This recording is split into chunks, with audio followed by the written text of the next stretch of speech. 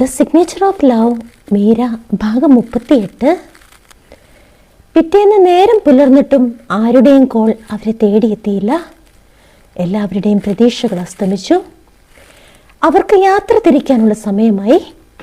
ആ യാത്ര പറച്ചിൽ തികച്ചും ഹൃദയഭേദകമായിരുന്നു. വർഷങ്ങളുടെ ജീവിതാനുഭവമുള്ള ജോസഫ് പോലും വിങ്ങിപ്പൊട്ടി. ഓർമ്മകൾ നഷ്ടപ്പെട്ട അമ്മച്ചി അമേലിയെ കെട്ടിപ്പിടിച്ചു വാവിട്ട് കരഞ്ഞു. ഡയാന വല്ലാത്ത ഹൃദയവേദനയോടെ മെറിയെ ചേർത്ത് പിടിച്ചു.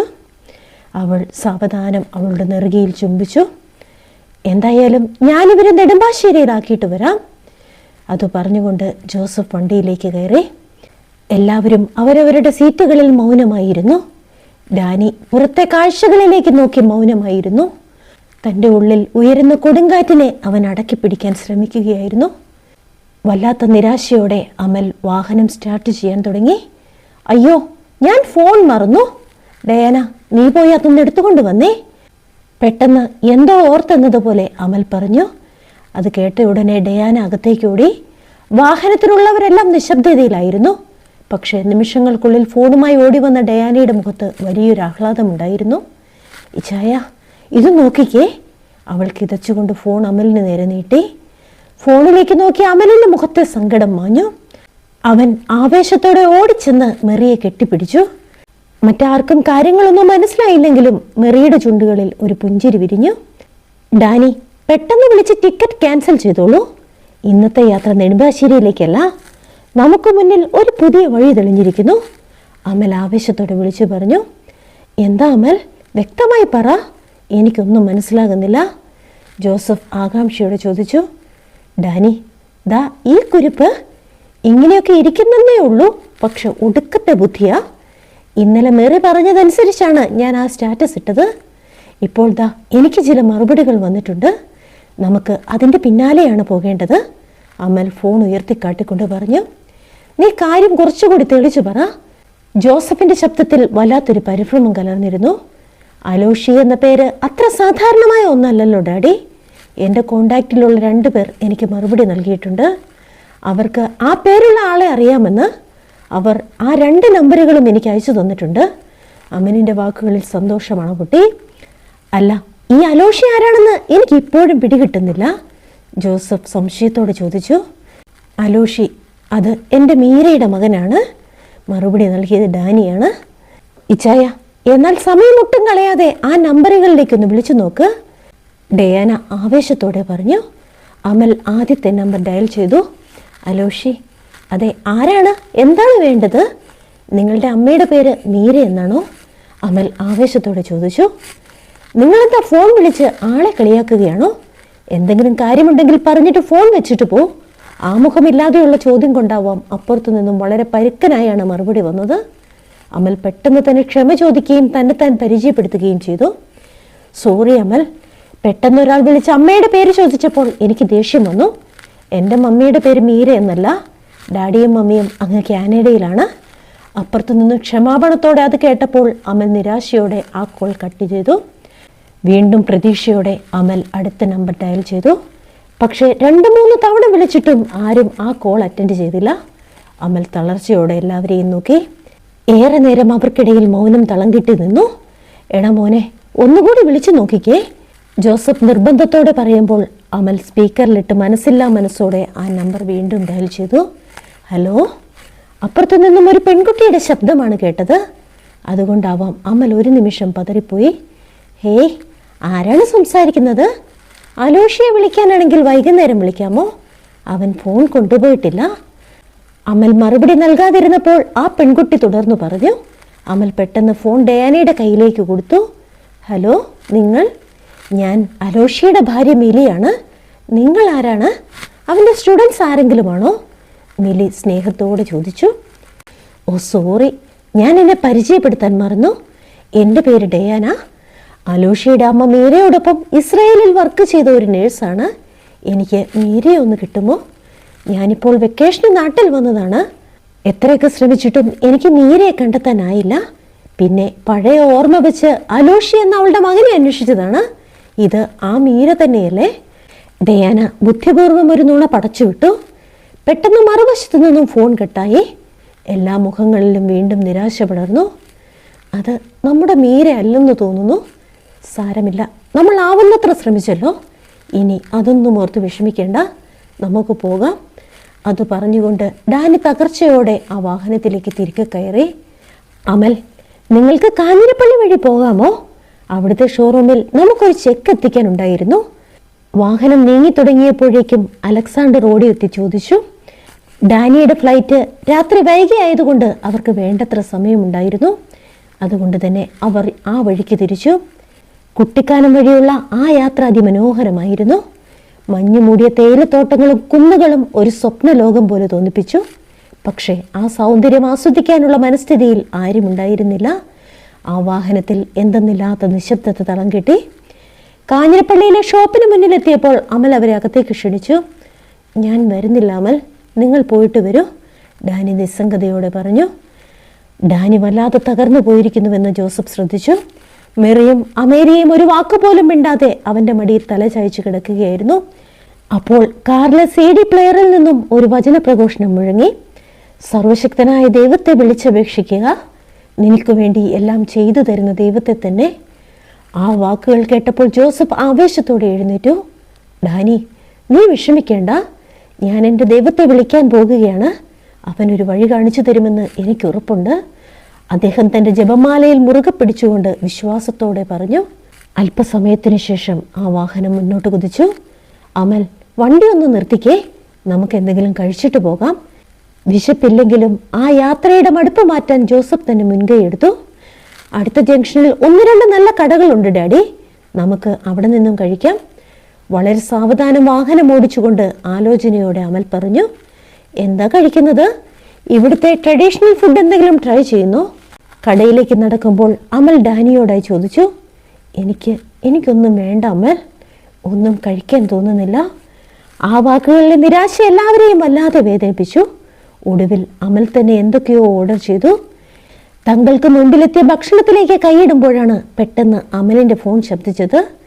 ചേട്ടാ, രാവിലെ ഒരു സ്ത്രീ വിളിച്ചിരുന്നു, അവരോട് എനിക്കൊന്ന് സംസാരിക്കാൻ പറ്റുമോ? ആ ചോദ്യം കേട്ടപ്പോൾ അമലിൻ്റെ മുഖത്ത് പലതരത്തിലുള്ള ഭാവങ്ങൾ മിന്നിമറിഞ്ഞു. നിങ്ങൾ സംസാരിച്ചത് എൻ്റെ വൈഫിനോടാണ്. ഫോൺ കട്ടായപ്പോൾ ഞങ്ങൾ വിചാരിച്ചു ആള് മാറിയെന്ന്. അവൾ ചോദിച്ച മീരയെ നിങ്ങൾക്കറിയാമോ? എന്താ മിണ്ടാത്തത്? നിങ്ങൾക്ക് മീരയെപ്പറ്റി എന്തെങ്കിലും അറിയാമെങ്കിൽ ഒന്ന് പറയാമോ? മറുവശത്ത് വീണ്ടും മൗനം നിറഞ്ഞപ്പോൾ അമൽ ചോദ്യം ആവർത്തിച്ചു. ചോദിച്ചോളൂ, നിങ്ങൾക്ക് എന്താണ് മീരയെപ്പറ്റി അറിയേണ്ടത്? മിരി ശാന്തമായി ചോദിച്ചു. ഞങ്ങൾക്ക് ഒരുപാട് കാര്യങ്ങൾ അറിയാനുണ്ട്. മീരയെ കാണണം, മീരയോടൊന്ന് സംസാരിക്കണം, മീരയുടെ അലോഷിയെ കാണണം, അങ്ങനെ പലതും. അമൽ ശാന്തമായി പറഞ്ഞു. നിങ്ങളിപ്പോൾ എവിടെയാണുള്ളത്? എനിക്ക് നിങ്ങളെ നേരിട്ടൊന്ന് കാണാനാകുമോ? അമലിൻ്റെ ചോദ്യത്തിന് ആ പെൺകുട്ടിയിൽ നിന്നും മറു ചോദ്യം വന്നു. ഞങ്ങളിപ്പോൾ നെടുമ്പാശ്ശേരിയിലേക്കുള്ള യാത്രയിലാണ്. ഒരു അരമണിക്കൂർ കഴിഞ്ഞാൽ തൊടുപുഴ ടൗണിലെത്തും. മീരയെപ്പറ്റി എന്തെങ്കിലും അറിയാമെങ്കിൽ ഞങ്ങൾ ഈ യാത്ര മാറ്റിവെക്കും. നിങ്ങളുടെ സ്ഥലം എവിടെയാണ്? പറഞ്ഞാൽ ഞങ്ങൾ അവിടേക്ക് വരാം. അമൽ വല്ലാത്ത പ്രതീക്ഷയോടെ പറഞ്ഞു. തൊടുപുഴയിൽ നിന്നും ഒരുപാട് ദൂരമൊന്നുമില്ല ഞങ്ങളുടെ വീട്ടിലേക്ക്. ഉടുമ്പന്നൂർ ടൗൺ കഴിഞ്ഞ് കുറച്ചുകൂടി മുന്നിലേക്ക് വന്നാൽ മതി. ഞാൻ ലൊക്കേഷൻ സെൻഡ് ചെയ്യാം. എനിക്ക് വണ്ടിയില്ല, അല്ലെങ്കിൽ ഞാൻ തന്നെ നിങ്ങളുടെ അടുത്തേക്ക് വന്നേനെ. ആ പെൺകുട്ടി ക്ഷമാപണത്തോടെ പറഞ്ഞു നിർത്തി. എന്നാൽ പിന്നെ നമുക്ക് ഉടനെ കാണാം. അത് പറഞ്ഞുകൊണ്ട് അമൽ ഫോൺ കട്ട് ചെയ്തുകൊണ്ട് ഡാനിക്ക് നേരെ തിരിഞ്ഞു. ഡാനി, എന്തായാലും ടിക്കറ്റ് ക്യാൻസൽ ചെയ്തോളൂ. ഇനിയിപ്പോൾ ഒന്നും ആലോചിക്കാനില്ല. എനിക്ക് തോന്നുന്നു നമ്മൾ മീരയിലേക്ക് എത്താറായി എന്ന്. കോൾ കട്ട് ചെയ്ത് ആവേശത്തോടെ പറയുന്ന അവനെ നോക്കി എല്ലാവരും ഞെട്ടലോടെയിരുന്നു. പെട്ടെന്ന് അതുവരെയില്ലാത്ത വിശപ്പ് എല്ലാവർക്കും വന്നതുപോലെ. കലബില എന്തൊക്കെയോ പറഞ്ഞുകൊണ്ട് ആർത്തിയോടെ ഭക്ഷണം വലിച്ചു കയറ്റുന്ന കുട്ടികളെ നോക്കി അമൽ കണ്ണുകൾ ഇറക്കി കാണിച്ചു. അതേസമയം അലോഷയുടെ വീടിന്റെ ഉമ്മറത്ത് ചിന്തകളുടെ ഒരു പെരുങ്കടലിൽ അകപ്പെട്ടതുപോലെ മിലിയിരിക്കുകയായിരുന്നു. പുറത്തെ ശാന്തതയ്ക്ക് വിപരീതമായി അവളുടെ ഉള്ളിൽ 1000 ചോദ്യങ്ങൾ തിരതള്ളി. രാവിലെ വന്ന ഫോൺ കോളിലേക്ക് മിലിയുടെ ചിന്തകൾ പാഞ്ഞു. പരിചിതമില്ലാത്ത ആ നമ്പറിൽ നിന്ന് മീര അമ്മയെക്കുറിച്ചുള്ള അന്വേഷണം കേട്ടപ്പോൾ ഒരു നിമിഷം അവൾ പകച്ചുപോയി. പരിഭ്രമം കൊണ്ട് പെട്ടെന്ന് ആ കോൾ കട്ട് ചെയ്യുമ്പോഴും അവളുടെ കൈകൾ വിറയ്ക്കുന്നുണ്ടായിരുന്നു. ആ നിമിഷത്തെക്കുറിച്ച് അവൾ വീണ്ടും വീണ്ടും ഓർത്തു. ആരായിരിക്കും ഇപ്പോൾ മീരയമ്മയെ തേടി വന്നിട്ടുണ്ടാകുക? അവരോട് ഇങ്ങോട്ട് വരാൻ പറഞ്ഞത് ബുദ്ധിമോശമായോ? ഇതറിഞ്ഞാൽ അലോഷി എങ്ങനെയാകും പ്രതികരിക്കുക? അവളുടെ ഉള്ളിൽ ചോദ്യങ്ങൾ മുഴങ്ങി. അവളുടെ മനസ്സ് വല്ലാതെ ആകുലപ്പെട്ടു. എങ്കിലും വിധിയുടെ ഏതോ നിഗൂഢമായ ഇടപെടൽ ആ ഫോൺ കോളിലുണ്ടെന്ന് അവൾ വിശ്വസിച്ചു. എവിടെ പോയാലും നിഴൽ പോലെ അവൻ കൂടെ കൊണ്ടു നടക്കുന്ന ഫോൺ ഇന്നും മറന്നു വെച്ചിരിക്കുന്നു. അതുകൊണ്ട് മാത്രമാണ് താൻ ആ കോൾ അറ്റൻഡ് ചെയ്യാനും ഇടയായത്. ആദ്യം ഫോൺ കട്ട് ചെയ്തെങ്കിലും പിന്നീട് ഒരുപാട് ആലോചിച്ചപ്പോൾ അമ്മയ്ക്ക് പറയാൻ കഴിയാതെ പോയ ചില സത്യങ്ങൾ ചിലപ്പോൾ ഈ വരുന്നവരിലൂടെ വെളിപ്പെട്ടേക്കാം എന്നൊരു നേർത്ത പ്രതീക്ഷ. അതുകൊണ്ട് മാത്രമാണ് ഇങ്ങനെയൊരു കാര്യത്തിന് താൻ തുനിഞ്ഞത്. പക്ഷേ അലോഷി ഇതറിഞ്ഞാലുള്ള അവസ്ഥ ഭീകരമായിരിക്കും. അമ്മയോടുള്ള വെറുപ്പ് അവൻ്റെ മനസ്സിൽ അത്രമേലുണ്ട്. ചിലപ്പോൾ അവന് തന്നോട് ക്ഷമിക്കാൻ കഴിഞ്ഞെന്നും വരില്ല. എങ്കിലും മിലി ഉറപ്പിച്ചു, വരുന്നിടത്ത് വെച്ച് കാണാം.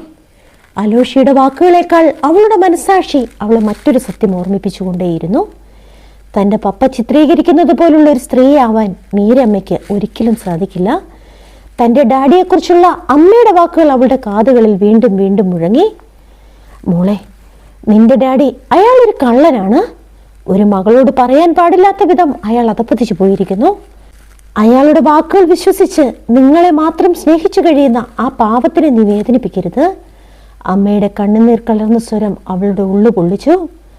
അറിഞ്ഞോ അറിയാതെയോ എൻ്റെ ജീവിതത്തിൽ സംഭവിച്ച ഒരു തെറ്റ്, അതാണ് നിന്റെ ഡാഡി. ആ സത്യം തിരിച്ചറിഞ്ഞ നിമിഷം തിരുത്താൻ ഞാൻ ആഗ്രഹിച്ചതാണ്. പക്ഷേ അപ്പോഴേക്കും നീ എൻ്റെ ഉദരത്തിൽ ഉരുവായി കഴിഞ്ഞിരുന്നു. പിന്നെ നിനക്ക് വേണ്ടി മാത്രം അയാളോടൊപ്പം ഞാൻ ഈ ജീവിതം സഹിച്ചു. ഒക്കെയും എൻ്റെ വിധി. പക്ഷേ നിങ്ങൾക്ക് തെറ്റ് പറ്റരുതെന്ന് ഞാൻ ആഗ്രഹിക്കുന്നു.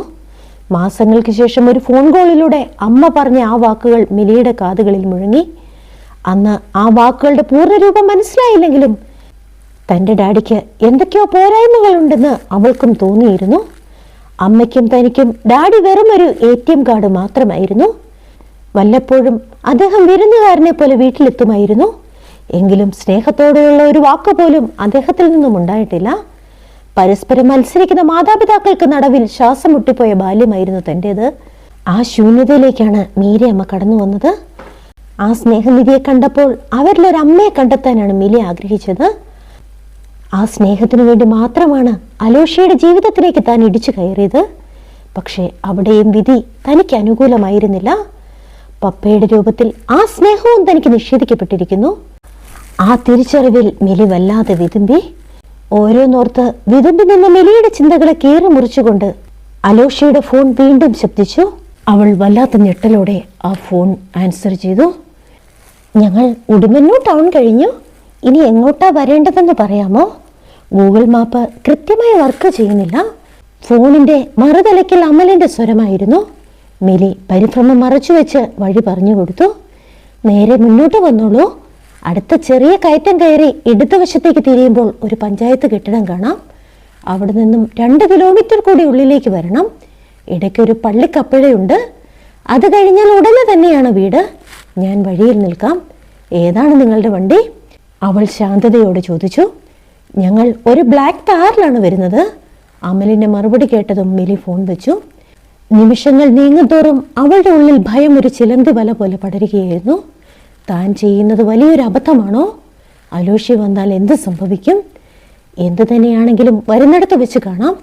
ഇനി പിന്മാറിയിട്ട് കാര്യമില്ല. അവൾ സ്വയം ധൈര്യം സംഭരിച്ച് വീടിന് പുറത്തെ വഴിയിലേക്ക് ഇറങ്ങി നിന്നു. ദൂരെ നിന്നും പ്രൗഢിയോടെ പാഞ്ഞു വരുന്ന ആ കറുത്ത താർ കണ്ടപ്പോൾ അവൾ കൈ ഉയർത്തി കാണിച്ചു. വാഹനം വീടിന് മുറ്റത്ത് വന്നു നിന്നതും മിലി ആകാംക്ഷയോടെ അതിനുള്ളിലേക്ക് നോക്കി.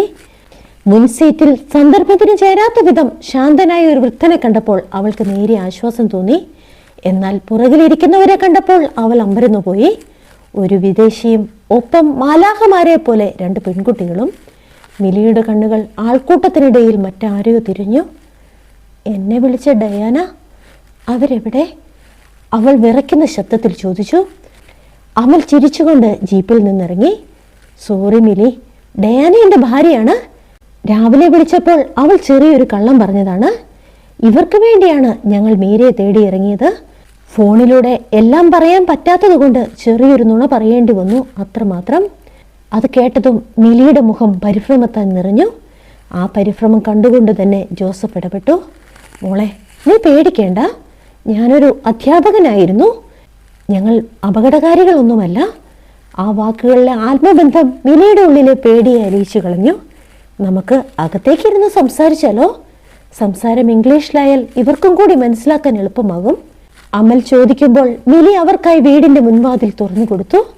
Hi, I am Amelia. തനിക്ക് നേരെ കൈ നീട്ടുന്ന ആ പെൺകുട്ടിയെ മിലി അത്ഭുതത്തോടെ നോക്കി.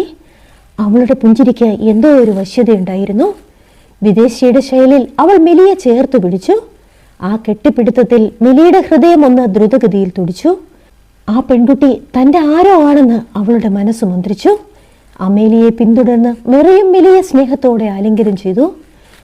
ആ നിമിഷം ആ വീടിനുള്ളിൽ വർഷങ്ങളായി ഉറങ്ങിക്കിടന്ന ഏതോ ഒരു രഹസ്യത്തിന്റെ വാതിൽ തുറക്കപ്പെടുകയാണെന്ന് മിലി തിരിച്ചറിഞ്ഞു. മോളെ, ഞാൻ ജോസഫ്, ഇതെന്റെ മകൻ അമൽ, പിന്നെ ഇവർ ഡാനിയും മകൾ അമേലിയയും. ഇത് മെറി. ഞങ്ങളെ ആരെയും മോൾക്ക് പരിചയമുണ്ടാകാൻ സാധ്യതയില്ല. പക്ഷേ മീര മെറിയെപ്പറ്റി നിന്നോട് പറഞ്ഞിട്ടുണ്ടാകും അല്ലേ? ജോസഫ് ശാന്തനായി എല്ലാവരെയും പരിചയപ്പെടുത്തിക്കൊണ്ട് ചോദിച്ചു. മെറി. ആ പേര് മിലിയുടെ ഉള്ളിൽ ഒരു മന്ത്രം പോലെ മുഴങ്ങി. ആ പേര് ഞാൻ എവിടെയോ കേട്ടിട്ടുണ്ട്, എവിടെയാണെന്ന് മാത്രം ഓർമ്മ കിട്ടുന്നില്ല. അത് പറഞ്ഞുകൊണ്ട് അവൾ നെറ്റിച്ചൊളിച്ച് ആലോചനയും മുഴുകി.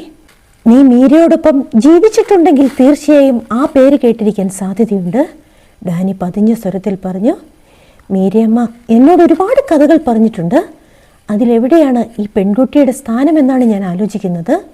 മിലി അത് പറഞ്ഞ് പൂർത്തിയാക്കും മുൻപേ മെറിയുടെ കണ്ണുകൾ ആ മുറിയുടെ മൂലയിൽ തെങ്ങി നിന്നു.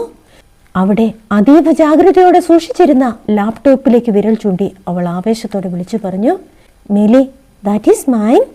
മെറിയുടെ ആ ഒരൊറ്റ വിളി മിലിയുടെ ഓർമ്മകളുടെ പൂട്ട് തുറന്നു. ഒരു മിന്നൽ പിണർ പോലെ പഴയ കാര്യങ്ങൾ അവളുടെ മനസ്സിലേക്ക് ഓടിയെത്തി. എൻ്റെ കർത്താവേ, ഞാനിതെങ്ങനെയാണ് മറന്നുപോയത്? എൻ്റെ മീരമ്മയുടെ മെറിക്കൊച്ചിനെ ഞാൻ മറന്നു പോകുകയോ? ഒരിക്കലും പാടില്ലാത്തതായിരുന്നു. അവളുടെ വാക്കുകളിൽ കുറ്റബോധവും അതിലേറെ ആഹ്ലാദവും നിറഞ്ഞു. വർഷങ്ങളായി മീരയമ്മ നെഞ്ചോട് ചേർത്ത് വെച്ചിരുന്ന ആ കഥകളിലെ നായിക ഇതാ തൻ്റെ മുൻപിൽ നിൽക്കുന്നു. മിലി ഓടിച്ചെന്ന് മെറിയെ വീണ്ടും കെട്ടിപ്പിടിച്ചു.